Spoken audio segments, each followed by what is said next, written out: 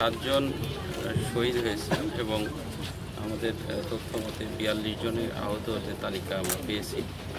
তো আজকে দিবসে সকল শহীদের কবরে পুষ্পমাল্য আমরা ইতিমধ্যে সকল উপজেলায় এবং জেলা লেভেলে যে কবরগুলো আছে প্রত্যেকটাতেই আমরা পুষ্পস্তবক অর্পণ করেছি।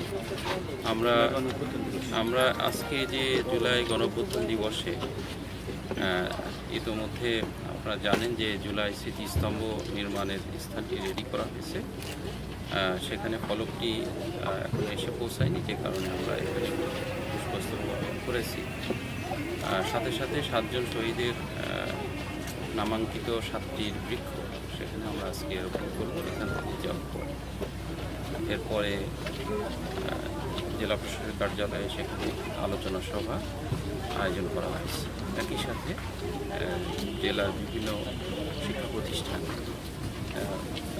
দোয়া এবং আলোচনা সভা অনুষ্ঠানের আয়োজন করা হয়েছে। মসজিদগুলোতে মসজিদ, মন্দির এবং গির্জায় দোয়া এবং প্রার্থনার আয়োজন করা হয়েছে। সার্বিকভাবে সারাদিনই আমাদের বিভিন্ন অনুষ্ঠানের মাধ্যমে আজকে এই দিবসটি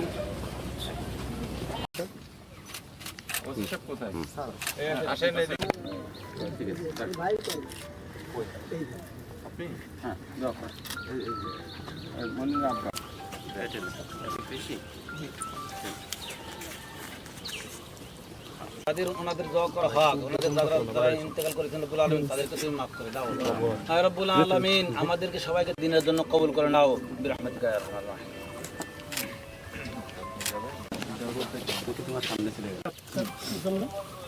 একটু নামাই দেন আর একটু আগাই আর সামনে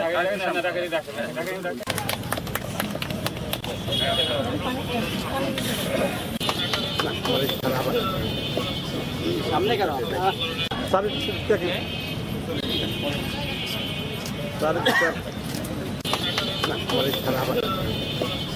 সামনে কেন ব্যানারটা আসছে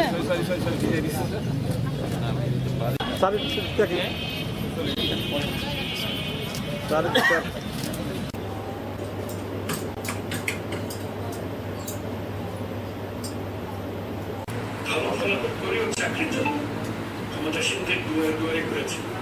চাকরিকে ঘিরে তৈরি হয়েছিল দুর্নীতি।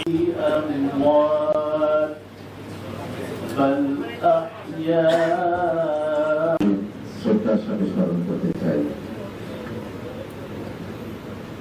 কামরুজ্জামান, বিশেষ অতিথি হিসেবে উপস্থিত রয়েছেন। গোপালগঞ্জ জেলার সাথে স্মরণ করতে চাই সেই সমস্ত আহত।